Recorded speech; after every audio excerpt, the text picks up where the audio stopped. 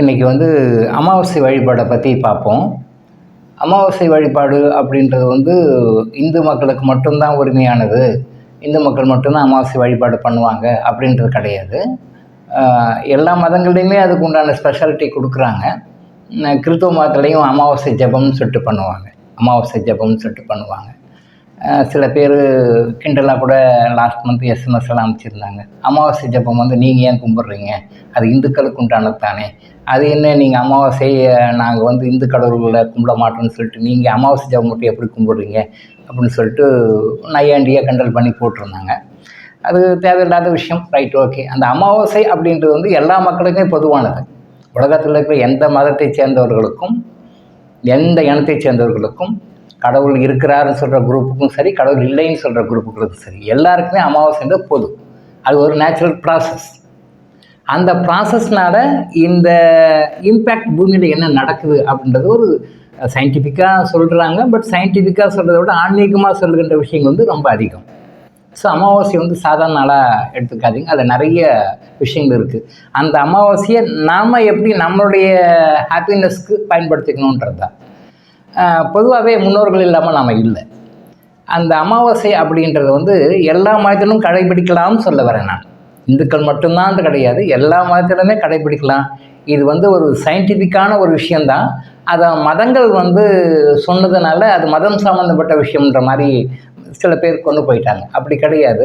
இந்த அமாவாசை வழிபாடு, அமாவாசையை எப்படி பயன்படுத்தணும், அமாவாசையை நாம் சந்தோஷமாக ஆனந்தமாக வாழ்வதற்கு எப்படி பயன்படுத்தணுன்ற விஷயத்தை எல்லாருமே பயன்படுத்திக்கலாம். Not only for Hindus. அதுதான் சொல்ல வரேன். ஸோ இப்போது வருகிற தமிழ் மாதத்தில் விசுவாவசு ஆண்டு வைகாசி மாதம் 12ஆம் நாள். ஆங்கிலத்தில் சொன்னோம்னா 26th மே மண்டே அன்னைக்கு மதியம் 12:12 26th மே மண்டே 12:12 நூன் டைம். அதில் இருந்து மறுநாள் நெக்ஸ்ட் டே, அடுத்த நாள் 27th டியூஸ்டே காலையில் 8:32 வரைக்கும் அமாவாசை இருக்குது. இந்த டைம் ஊருக்கு ஊர் கொஞ்சம் வித்தியாசப்படும். பட் மோர் ஆர் லெஸ் இந்த டைம் தான் இருக்கும். ஸோ திங்கட்கிழமை காலையில் 12 மதியம் 12 மணி நிமிடங்களிலிருந்து மறுநாள் காலையில் செவ்வாய்க்கிழமை 27th மே 8:32 வரைக்கும் அந்த அமாவாசை இருக்குது. இந்த அமாவாசையை நம்ம எப்படி பயன்படுத்தணும், எப்படி முறையாக செய்யணும்னா, முதல்ல அந்த அமாவாசை அன்னைக்கு காலையில் எல்லோரும் முடிஞ்ச வரைக்கும் தலையோடு குளிச்சுடுங்க. எல்லாருமே குளிக்கலாம், பெஸ்ட்டு. அப்படி இல்லைன்னா யார் ஒர்ஷிப் பண்ணுறதுக்காக நீங்கள் தயாராக இருக்கீங்களோ அவங்க வரைக்கும் குடிங்க. ஏன்னா என்னுடைய குரு சொல்லுவார், பெரியாருடைய பேச்சை கேட்டுக்கிட்டு தமிழ்நாட்டு மக்கள் முன்னோர்கள் வழிபாட்டை விட்டுட்டாங்க, அதனால் நிறைய சஃபர் ஆகிட்டு இருக்காங்க அப்படின்னு ஒரு நாள் சொன்னார். ஏன் அப்படி சொல்கிறீங்க அப்படின்னு சொல்லி கேட்டேன். அவர் திரும்பவும் சொன்னார், அதுக்கு முன்னாடி மக்கள்லாம் ஒழுங்காக முன்னோர் வழிபாடு செஞ்சுட்டு தான் இருந்தாங்க. பெரியார் வந்த பிறகு பெரியாரோட பேச்சை கேட்டு நிறைய பேர் கடவுள் மறுப்பாடர்களாக மாறி முன்னோர் வழிபாட்டை விட்டுட்டாங்க. அதனால் எப்படியெல்லாம் அவங்களையும் அறியாமல் சஃபர் ஆகிட்டு இருக்காங்க அப்படின்னு சொல்லிட்டு ஒரு 5-6 இன்சிடென்ட்ஸ் எனக்கு சொல்லி அதை ப்ரூவ் பண்ணி காட்டினார் எனக்கு. அப்போ தான் தெரிஞ்சது, இவ்வளோ விஷயம் இருக்கா இந்த அமாவாசையில், மக்கள் தெரியாமல் சஃபர் ஆகிட்டு இருக்காங்களா. ஓகே, ரைட், அவங்க கர்மா. அதனால் பெரியாருடைய பேச்சை கேட்டுட்டு இப்படி நாத்திகம் பேசிட்டு வீணாக போயிட்டுருக்காங்க அப்படின்னு நம்ம தெரிஞ்சுக்கிட்டோம். ரைட், ஓகே, பரவாயில்ல. அவங்க பல அனுபவங்களை பெற்று அடுத்த ஜென்மத்தில் நாத்திகர்களாக மாறி வருவாங்க, வரட்டும், பரவாயில்ல, நோ ப்ராப்ளம். நாத்திகர்களும் கடவுளுடைய படைப்பு தான். கடவுளாக நம்ம பார்க்குறது ஆத்திகனும் பார்க்குறான், நாத்திகனும் பார்க்குறான். கடவுள் உண்டுன்னு சொல்லி ஆத்திகன் பார்க்குறான், கடவுள் இல்லைன்னு நாத்திகம் பார்க்குறான். ஸோ ரெண்டுத்தையுமே கண்ட்ரோல் பண்ணுறது அதே கடவுள் தான். ஸோ நாத்திகம்ன்றது மாற்றிக்கொள்ள வேண்டிய ஒரு அமைப்பு, அவ்வளோதான். ஸோ இந்த அமாவாசை டைமில் காலையில் குடும்பத்தில் எல்லாருமே குடித்தா பெஸ்ட். அப்படி இல்லை அப்படின்னா யாராவது ஒருத்தரோ 2 பேரோ, யார் இதில் நம்பிக்கை இருக்குது, யார் செய்கிறீங்களோ அவங்க குடிங்க. ஹெர்பல் சால்ட் பாத் எடுத்துக்கணும். ஹெர்பல் சால்ட் பாத் மீன்ஸ் சாதாரண கல்லுப்பு எடுத்துக்கிறீங்க. அந்த கல்லுப்பில் நாம் கொடுக்குற அந்த மூலிகையில் போடுறீங்க. நம்ம ஆஃபீஸ்லேருந்து வாங்கினவங்க நம்ம கிட்டேருந்து வாங்கின உப்பை யூஸ் பண்ணிக்கலாம். அதில் அந்த நாம் கொடுத்த அந்த மூலிகை பொடியும் கலந்துக்கிட்டு நல்ல ஒரு 1/2 மக்களை எடுத்துகிட்டு உடம்பு ஃபுல்லாக அப்ளை பண்ணணும். தலைக்கும் அப்ளை பண்ணிடணும். தலைக்கு அப்ளை பண்ணால் முடி கொட்டலாம் பயப்படாதீங்க. முடி கொட்டுறதுக்கும் இதுக்கும் சம்மந்தமே கிடையாது. டோட்டலாக அந்த ஹெர்பல் பாத் சொல்லுங்க இல்லையா, அந்த ஹெர்பல் பாத்தை கம்ப்ளீட்டாக எடுங்க. தெரியும் உங்களுக்கு, நிறைய பேர் பண்ணிட்டுருப்பீங்க. ஒரு 5 to 10 minutes ஊற போட்டு அதுக்கு பிறகு நீங்கள் குளிக்கணும். இது பண்ணிங்கன்னா என்ன அப்படின்னா, உடல் ரீதியாக நீங்கள் பியூரிஃபை ஆகிடுறீங்க வெளிப்புறமாக, எக்ஸ்டர்னலாக. இந்த ஹெர்பல் சால்ட் பாத் எடுக்கும்பொழுது கண்ணுக்கு தெரியாத இன்விசிபிள் எனர்ஜியும் பியூரிஃபை ஆகிடுறீங்க, கிளியர் ஆகிடுறீங்க. ஸோ இப்போ நாம் வந்து ஒரு டிவைன் எனர்ஜி கூட, டிவைன் கூட நம்ம கான்டாக்ட் வச்சுக்க தகுதியுள்ளவர்களாக நம்ம மாறிடுறோம். ஸோ இந்த பாத் காலையில் கம்பல்சரியாக எடுத்துடுங்க. 1. அடுத்தது, அவங்களுக்கு என்ன பிடிக்குமோ, நீங்கள் வாழ்நாளில் அவங்களுக்கு என்ன பிடிக்கும்னு தெரியும். ஸ்வீட் பிடிக்கும் சார், காரம் பிடிக்கும் சார், மிச்சர் பிடிக்கும் சார், பக்கோடா பிடிக்கும் சார், என்ன பிடிக்குமோ அந்த பாசிட்டிவான விஷயங்களை நீங்கள் சமையலில் செய்வீங்க நிறைய பேர். அந்த சமையல் செய்யும்போது டெடிக்கேட்டடாக, ஹோல் ஹார்ட்டடாக செய்யுங்க. கடையிலேருந்து வாங்கி எதையும் வைக்காதீங்க. உங்களால் என்ன முடியுமோ அன்பாக அவங்களுக்கு செய்யுங்க. நீங்கள் என்ன உங்கள் வீட்டில் செய்ய முடியுமோ செய்யுங்க. கடையிலேருந்து எந்த காரணத்தை கொண்டு எந்த பொருளையும் வாங்கி அதை வந்து படைக்க வேண்டாம். நீங்கள் என்ன செய்கிறீங்களோ அதுதான் சாப்பாடு. அவங்களுக்கு என்ன பிடிக்கும் நீங்கள் நினைக்கிறீங்க, உங்களால் மனசார டிவோட்டடாக என்ன செய்கிறீங்களோ அதை வச்சு சாதாரணமாக நம்ம படையல் போட்டு கும்பிடுங்க. இது வந்து மதியானம் செய்வாங்க. இது எல்லாரும் செய்கிற விஷயம்தான். நம்ம அடிஷ்னலாக சொல்கிற விஷயம் என்ன அப்படின்னா, கையில் கிறிஸ்டல் வச்சுக்கணும். அவங்கள வந்து ப்ரே பண்ணணும். எப்படி ப்ரே பண்ணணும் அப்படின்னு சொன்னால், கையில் கிறிஸ்டல் இருக்கணும். கையில் கிறிஸ்டல் இருக்கும்போது அதை ஆம்பிளிஃபை பண்ணி அவங்கள ரீச் பண்ணி அவங்களுடைய வேண்டுகோளை வந்து கரெக்டாக அவங்ககிட்ட கொண்டு போகும். ஆனால் என்ன பண்ணணும், டிமாண்ட் என்ன வைக்கணும்னா, எங்கள் வீட்டில் நீங்களே வந்து பிறக்கணும், பையனுக்கு நல்ல வேலை கிடைக்கணும், பொண்ணுக்கு நல்ல வரன் அமையணும், பிஸ்னஸில் இந்த வருஷம் நல்ல ப்ராஃபிட் வரணும், அந்த நம்ம வீட்டுக்கு பக்கத்தில் 4வது வீடு விலைக்கு வருது, அந்த ப்ராப்பர்ட்டி நான் வாங்கணும், இந்த கோர்ட்டில் கேஸ் இருக்குது, அந்த பிரச்சனைகளை கொஞ்சம் சரி பண்ணி கொடுங்க. இந்த மாதிரியான லௌகீகமான இந்த மாதிரி டிமாண்டெல்லாம் வைக்கக்கூடாது. இந்த மாதிரி டிமாண்டு நம்ம மெட்டீரியல் லைஃப்பில் இந்த பூமியில் நமக்கு என்ன தேவையோ அதை வந்து பெரியவங்கக்கிட்ட கேட்கக்கூடாது. இந்த சீக்கிரட்டை புரிஞ்சுக்கோங்க. நீங்கள் கிறிஸ்டல்கிட்ட கேட்கலாம், அது வேலையை செய்யும். உங்களுக்கு என்ன வேணுமோ, எது வேணுமோ, சரியோ தப்போ நியாயமோ எதுவாக இருந்தாலும் கிறிஸ்டல்கிட்ட கேளுங்க. அது உங்களை வந்து பக்கா பண்ணி உங்களை டியூனப் பண்ணி கரெக்டாக கேட்கும். பட் இறந்தவங்களை பெரியவங்களை கூப்பிடும்போது நிறைய பேர் இந்த தப்பை பண்ணுறாங்க. அதனால தான் நான் திரும்பவும் சொல்கிறேன், நீங்களே எங்கள் வீட்டில் வந்து போகிறங்க, பேரம்பேத்தியாக போகிறங்க, எனக்கு என் பையனுக்கு ஜாபு கிடைக்கணும், என் பொண்ணுக்கு வரன் கிடைக்கணும், எனக்கு இந்த பிஸ்னஸில் இந்த டீல் சக்ஸஸ் ஆகணும், அந்த 3வது வீட்டுக்கு பக்கத்தில் 4வது வீடு விலைக்கு வருது அதை வாங்கணும், இப்போ நம்ம லேண்டுக்கு பக்கத்தில் ஒரு 10 ஏக்கர் லேண்டு சேல்ஸ்க்கு வருது அதை வாங்கணும். இந்த மாதிரியான லௌகிக விஷயங்கள் தயவு செஞ்சு கேட்காதீங்க. ஒன்ஸ் நம்மளை விட்டு அவங்க போயிட்டாங்கன்னா வயசில் சின்னவங்களாக இருந்தால் கூட அவங்க நம்மளோட பெரியவங்க தான். வயசில் நம்மளோட சின்னவங்க, அவங்ககிட்ட போய் ப்ரே பண்ணணுமா, அவங்ககிட்ட போய் வேண்டணுமா, அவங்ககிட்ட மன்னிப்பு கேட்கணுமா அப்படின்னு கேட்காதீங்க. ஒன்ஸ் அவங்க இந்த பூமியை விட்டு ரிலீவ் ஆகிட்டாங்கனாலே அவங்க நம்மளோட பெரியவங்க தான். சின்ன குழந்தையாக இருந்தாலும் அவங்க நம்மளோட பெரியவங்க தான். ஆவிகளத்தில் அவங்ககிட்ட பேசும்போது, அந்த சின்ன குழந்தை இறந்து போன ஆத்மாக்கள் சின்ன குழந்தைகிட்ட பேசும்போது நம்ம பெரியவங்களோட ரொம்ப அட்வான்ஸாக ரொம்ப இதுவாக பேசுகிறாங்க. அந்த குழந்தை இங்கே பேசும்போது சரியாக பேச்சு கூட வராது, குழந்தையாக இருக்கும், சின்ன குழந்தையாக இருக்கும், அது சரியாக பேச்சு கூட வராது. ஆனால் ஆவியலகத்தில் போன பிறகு அந்த குழந்தைகிட்ட நம்ம பேசும்போது என்ன அருமையாக பேசு தெரியுங்களா, ஒரு மேடை பேச்சாளர் மாதிரி ரொம்ப பக்குவப்பட்ட ஆன்மாவாக பேசுது. ஏன்னா இந்த பூமியில் இருக்க வரைக்கும் தான் அது குழந்தை, அது சரியாக பேச்சு வரல. பட் இறந்த பிறகு அந்த ஆத்மா வேறு பக்குவத்தை அடைஞ்சிடுது, வேறு ஒரு பரிணாமத்தை அடைஞ்சிடுது. அதனால் அவங்ககிட்ட பேசலாம். அவங்க நமக்கு அவங்க பெற்ற அப்பா அம்மாவுக்கு தெரியாத, கூட பிறந்தவங்களுக்கு தெரியாத பெரிய விஷயங்களெல்லாம் அந்த ஆத்மாக்கள் வந்து நமக்கு சொல்லியிருக்கு. நான் நிறையா அதில் அனுபவப்பட்டிருக்கேன். ஸோ அதனால் அவங்க பெரியவங்க தான். ஸோ அவங்கள என்ன பண்ணணும்னா, நீங்கள் அவங்க யாரெல்லாம் இறந்துருக்காங்களோ அவங்களெல்லாம் மனசில் நினச்சிக்கோங்க. அவங்க வரவு சொல்லி, அவங்க பேரை சொல்லி நினச்சிக்கோங்க. வரவு சொல்லி, பேரை சொல்லி நினச்சிக்கோங்க. அதை நினச்சிட்டு நீங்கள் வாழும் காலத்தில் நானோ, என்னோடய குடும்பத்தினரோ, என்னுடைய உறவினர்களோ யாராவது உங்கள் மனசை புண்படுத்துகிற மாதிரி நாங்கள் நடந்திருந்தோம்னா தயவு செய்து அதை நீங்கள் மன்னித்து அருளுங்க. கமாண்டெல்லாம் கொடுக்கக்கூடாது, என்னை மன்னிச்சிடுங்க அப்படிலாம் சொல்லக்கூடாது. ரிக்வஸ்ட் பண்ணு, மன்னித்து அருளுங்க. அதெல்லாம் நீங்கள் மனசில் வச்சுக்காதீங்க. தயவுசெய்து நாங்கள் அறிந்தோ தெரியாமலோ எந்த தப்பு பண்ணியிருந்தாலும், வாழ்நாளில் உங்கள் மனசு நோக்கிற மாதிரி நடந்துட்டாலும், உங்கள் மனசு புண்படுற மாதிரி நடந்திருந்தாலும் தயவு செஞ்சு நீங்கள் அதெல்லாம் மனசில் வச்சுக்காதீங்க. தயவு செய்து என்னை மன்னிச்சிடுங்க, மன்னிச்சு அருளுங்க. நீங்கள் நல்ல உயர்ந்த நிலைக்கு, மேலும் மேலும் உயர்ந்த நிலைக்கு போயிட்டு எப்பயும் சந்தோஷமாக இருக்கிற அந்த மோட்ச நிலையை அடையுங்க. நீங்கள் எப்பயும் சந்தோஷமாக இருக்கிற மாதிரியான உயர்ந்த இறைநிலைன்னு சொல்லுவோம். உயர்ந்த நிலை மோட்ச நிலையை அடைஞ்சு எப்பயுமே எட்டர்னல் பிளிஸ் சந்தோஷமாக இருங்க அப்படின்னு சொல்லணும். இது ஒரு கட்டம். அடுத்தது உடனே கிறிஸ்தல கையில் வச்சுட்டு இறைவா, சுப்ரீம் காட். இங்கே different types of gods, different types of goddesses அப்படி கிடையாது. இந்த தேவதைகள், அந்த தேவர்கள், இந்த கடவுள், அந்த கடவுள் கிடையாது. எல்லாருக்கும் மேலே ஒரு சுப்பீரியர் காட். அவரை நம்ம பரமாத்மான்னு சொல்லுவோம். அப்போ நீங்கள் இறைவான்னு சொல்லுங்கள். இறைவான்னா அதில் எல்லாமே அடங்குது. இறைவா, இப்போ நீங்கள் யாருக்கெல்லாம் வேண்டுனீங்களோ அவங்களெல்லாம் திரும்ப மனசில் நினச்சிக்கணும்.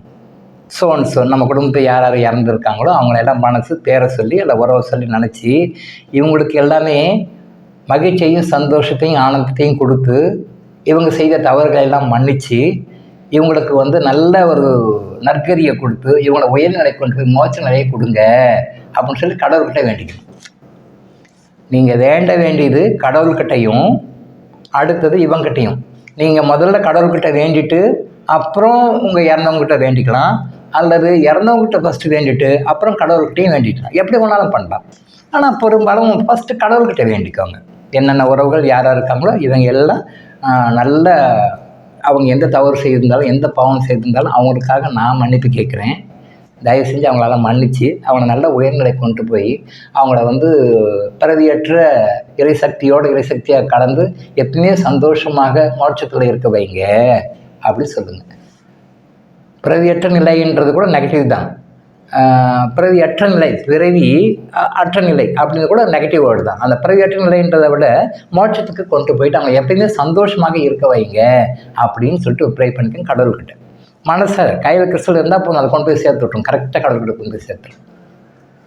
இது கடவுள்கிட்ட வேண்டியும். அடுத்தது உங்களுடைய ரிலேஷன்ஷிப்பில் யாரெல்லாம் இறந்துருக்காங்களோ பெரியவங்க, உங்களுக்கு பிடிச்சவங்க பிடிக்காதவங்க யாராக இருந்தாலும் அவங்கள நினச்சி நீங்கள் வாழும் காலத்தில் உங்கள் மனசு புண்படும்படி நாங்கள் ஏதாவது நடந்திருந்தாலோ நானோ என்னுடைய உறவினர்களே என்னுடைய மற்ற ரிலேட்டிவ்ஸு உங்களுக்கு தெரியும் அவங்க அது பர்சன் டு பர்சன் எல்லாருக்கும் வேரி ஆகும் இல்லையா, எல்லாருக்கும் ஒரே மாதிரி இருக்காது இல்லையா. அப்போ நானோ என்னுடைய குடும்பத்தினரோ வேறு என்னுடைய உறவினர்களோ இந்த மாதிரி யாராவது மனம் புண்படி நடந்திருந்தாங்கன்னா தயவு செஞ்சு நீங்கள் மன்னிச்சுங்க. அதெல்லாம் நீங்கள் மனசில் வச்சுக்காதீங்க. பர்சனலாக பேசுகிற மாதிரி பேசுங்க. இப்போ நான் சொல்கிறேன், பட் இந்த தீமை மட்டும் மைண்டில் வச்சுக்கோங்க. பட் எனக்கு வார்த்தைகள் மாறலாம், முன்ன பின்ன மாறலாம். வார்த்தைகள் என்ன வேணாலும் நீங்கள் பேசலாம். அந்த அந்த கருத்து மட்டும் மைய கருத்து மட்டும்தான் இருக்கணும். ஸோ அந்த கருத்தை நீங்கள் தயவு செஞ்சு மன்னிச்சாருங்க. நீங்களாம் நல்லபடியாக உயர்ந்த நிலைக்கு போயிட்டு பிறவியற்ற பெருநிலைன்னு சொல்கிறோம் இல்லையா, அந்த பிறவியற்ற வேர்டு முடிஞ்ச வரைக்கும் யூஸ் பண்ண வேண்டாம். அது பழக்கத்தில் வந்துடும். மோட்ச நிலைக்கு போயிட்டு எப்பயுமே சந்தோஷமாக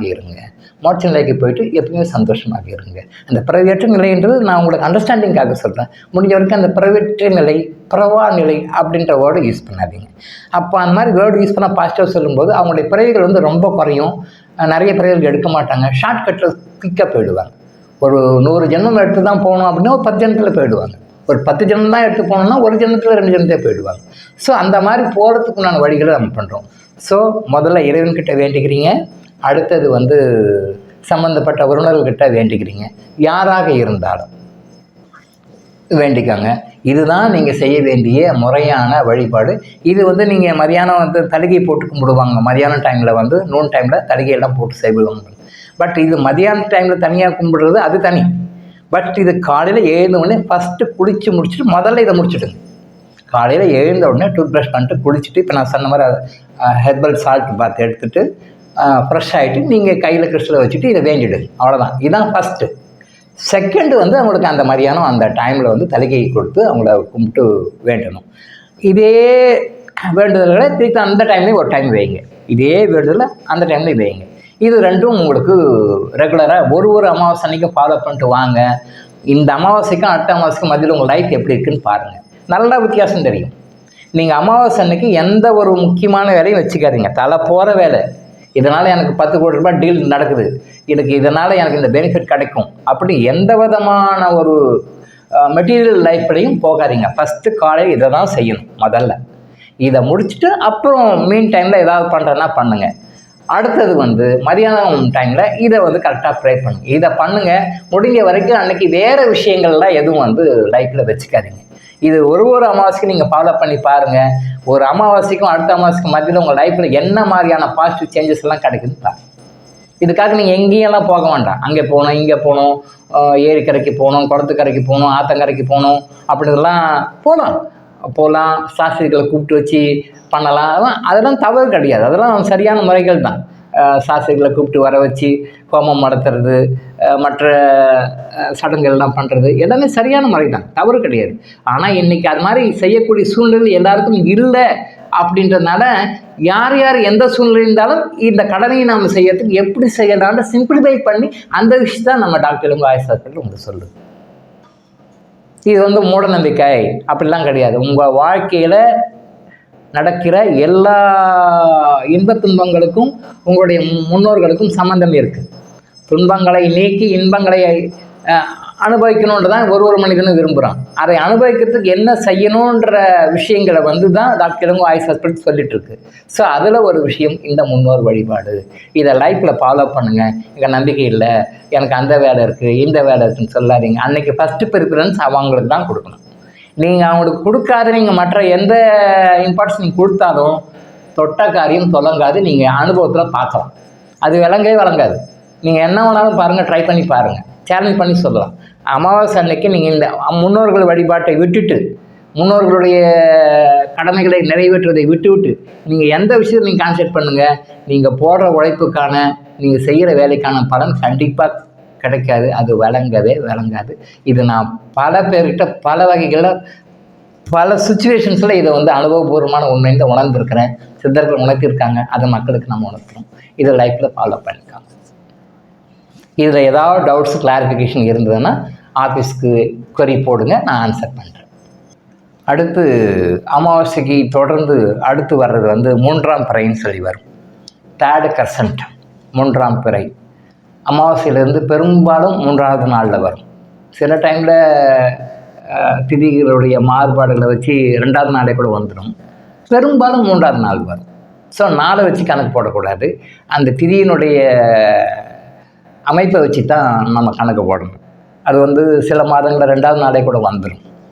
ஸோ என்றைக்குமே அமாவாசை வந்தால் 3ஆவது நாள் தான் 3ஆம் பிறை அப்படி வச்சுக்கக்கூடாது. திதியினுடைய பொசிஷன் என்ன இருக்குது, அன்றைக்கி டேட்டில் அந்த திதி என்ன பொசிஷனில் இருக்குதுன்னு பொசிஷனை பார்த்து தான், திதியினுடைய பொசிஷனை பார்த்து தான் 3ஆம் பிறை நிர்ணயிக்கணும். ஸோ கேலண்டரில் சில டைமில் தப்பாக போட்டுடுவாங்க. அதனால தான் பஞ்சாங்கத்தை ரெஃபர் பண்ணி பஞ்சாங்கத்தின்படி கரெக்டாக கால்குலேட் பண்ணி அதை நிர்ணயிக்கணும்னு சொல்கிறது.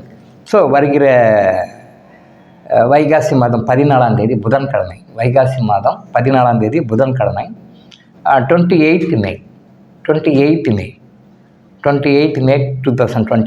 அன்றைக்கி புதன் அன்னைக்கு ஈவினிங்கு 6 to 7:30 ஒரு 6 மணிக்கே நீங்கள் ரெடி ஆகிடணும். 6 மணிலேருந்து 7:30 மணிக்குள்ளே இந்த 3ஆம் பிறைன்றது தெரியும். 3ஆம் பிறைன்னா பெரும்பாலும் நீங்கள் எந்த டைரக்ஷனில் இருக்கீங்களோ அந்த டைரக்ஷன் வெஸ்ட் சைடு பாருங்கள். எப்பவுமே மேற்கு பக்கம் தான் தெரியும். பெரும்பாலும் மேற்கு பக்கம். நீங்கள் எந்த ஏரியாவில் இருந்தாலும் அந்த ஏரியாவில் மேற்கு பக்கம், தென்மேற்கு டைரக்ஷனில் பெரும்பாலும் தெரியும். தென்மேற்கு டைரக்ஷன் நீங்கள் தொடர்ந்து அந்த 3ஆம் பிறையை பார்க்க ஆரம்பிச்சிட்டிங்கனாலே உங்களுக்கு இது எந்த டைரக்ஷனில் வரும் அப்படின்றது தெரியும். பெரும்பாலுமே தென்மேற்கு. அப்படியே வந்தீங்க அப்படின்னு சொன்னால் வடமேற்கு, தென்மேற்கு டு வடமேற்கு அந்த டைரக்ஷன் உங்களுக்கு தெரியும். வடமேற்குலேருந்து அப்படியே அந்த பீரியட் மாறிக்கிட்டே வரும். நீங்கள் ரெகுலராக பார்த்துக்கிட்டே வந்தீங்கன்னா ஒரு மாதம் அது மாறிக்கிட்டே வரும். எல்லா பிறைகளுமே எவ்ரி மந்த்து ஹோல் இயர் பார்த்துட்டே வந்தீங்கன்னா அந்த பிறை கொஞ்சம் அப்படியே இடம் மாறிக்கிட்டே வரும். அதை நீங்கள் பார்க்கும்போது தொடர்ச்சியாக புரிஞ்சுக்குங்க. இனிமேல் தொடர்ந்து பாருங்கள். அதனால் நிறைய நன்மைகளை அடையுங்க. அப்போ உங்களுக்கு தெரியும்.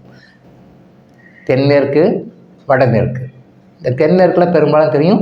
அப்படியே வடமேற்குலேருந்தும் தெரியும். நீங்கள் பார்த்தீங்கன்னா தெரியும். அது ஒரு மாதமும் கொஞ்சம் கொஞ்சமாக அப்படியே மூவ் ஆகிட்டே வரும். அந்த பிறைன்றது முதல்ல சில டைமில் சுக்கிரன் தெரியும். சுக்கிரனுடைய ஸ்டார் தெரியும், நட்சத்திரம் தெரியும்.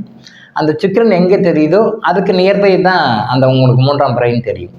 சில டைமில் சுக்கிரன் தெரியும், சில டைமில் சுக்கிரன் தெரியாமலும் போகலாம். அது அந்தந்த ஏரியாவில் இருக்கிற காற்றழுத்த நிலையை பொறுத்தது, மேகங்களுடைய நிலையை பொறுத்தது. ஸோ பெரும்பாலும் சுக்கிரன் தெரியும். சுக்கிரன் தெரிஞ்சு அடுத்த சில நிமிடங்களில் 3ஆம் பிறை கண்ணுக்கு தெரியும். ஸோ அந்த 3ஆம் பிறை கண்ணுக்கு படும் பொழுது அந்த 3ஆம் பிறை அந்த டைமில் இருந்து இந்த பூமியை நோக்கி சில பாசிட்டிவ் எனர்ஜிஸ் வரும். அந்த டைமில் ஸ்பெசிஃபிக்காக டைமில் அது பெரும்பாலும் வந்து அந்த பிறையினுடைய வளர்ச்சியை பொறுத்து 2 நிமிஷத்துலேருந்து 30 நிமிஷம் வரைக்கும் கூட இருக்கும். அந்த பிறையினுடைய வளர்ச்சியை பொறுத்து, பிறையினுடைய நிலையை பொறுத்து 2 நிமிடங்கள்லேருந்து 30 நிமிடம் வரைக்கும் கூட இருக்கும். ஸோ அந்த டைமில் அதை பார்த்துடணும். அதை பார்க்கும்பொழுது என்ன பண்ணணும் அப்படின்னா, உங்கள் கையில் கிறிஸ்டல் இருக்கணும். முடிஞ்ச வரைக்கும் கடன் சம்மந்தப்பட்டது நெகட்டிவான விஷயங்கள் உங்கள் உடம்புல ஆறாலும் அந்த டைமில் இருக்க வேண்டாம். கடன் வாங்கின ரிசிப்ட்டு, கடன் வாங்கின விஷயம், இந்த மாதிரி நெகட்டிவான விஷயங்கள்லாம் எதுவும் உங்கள்கிட்ட வேண்டாம். உங்கள்கிட்ட பாசிட்டிவான விஷயங்கள் வச்சுக்கோங்க. சில பேர் சொல்லுவாங்க அந்த டைமில் வந்து கோல்டு வச்சுக்கணும், கோல்டு வச்சுக்கிட்டு ப்ரே பண்ணணும் அப்படின்லாம் சொல்லுவாங்க. அது எல்லாராலும் கோல்டு வச்சுட்டு ப்ரே பண்ண முடியும்னு சொல்ல முடியாது. இருக்கிறவங்க கோல்டு வச்சுக்கோங்க, இல்லாதவங்க என்ன பண்ணுவாங்க? ஸோ அந்த கோல்டு பெரிய விஷயம் இல்லை, கையில் கிறிஸ்டல் தான் முக்கியம். கோல்டை விட பல 100 மடங்கு பல 1000 மடங்கு எஃபெக்ட் கொடுக்குறது கிறிஸ்டல். கையில் கிறிஸ்டல் வச்சுக்கோங்க. கையில் கிறிஸ்டல் வச்சுக்கிட்டு சந்திரனை வேண்டிக்கோங்க. நீங்கள் இறைவான்னு வேண்டிக்கலாம், சந்திரனை வேண்டிக்கலாம். இறைவனுடைய ஒரு சோர்ஸ் தான் சந்திரன். உங்களுக்கு என்னென்னலாம் வேணுமோ, what ever may be your demand, அது நடைமுறையில் சாத்தியம் இல்லையா, நல்லதா கெட்டதாலாம் இங்கே யோசனை பண்ணணும். அதெல்லாம் கிறிஸ்டல் ஃபில்டர் பண்ணிக்கும். அதை என்ன பண்ணிக்கும்.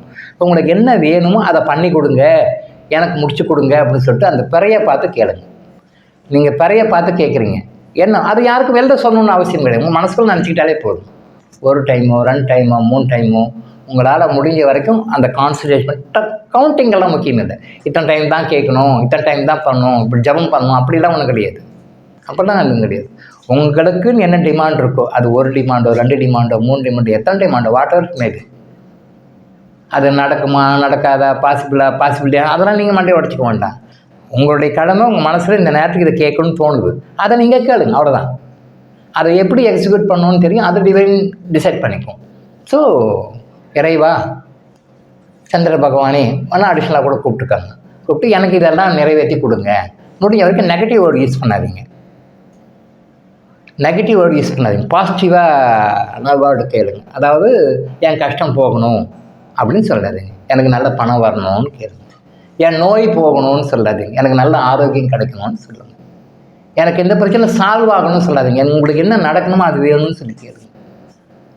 நான் இந்த கோர்ட்டு கேஸுன்னு தான் வெளியே வரணும் அப்படின்னு சொல்லி நெகட்டிவாக சொல்லாதீங்க.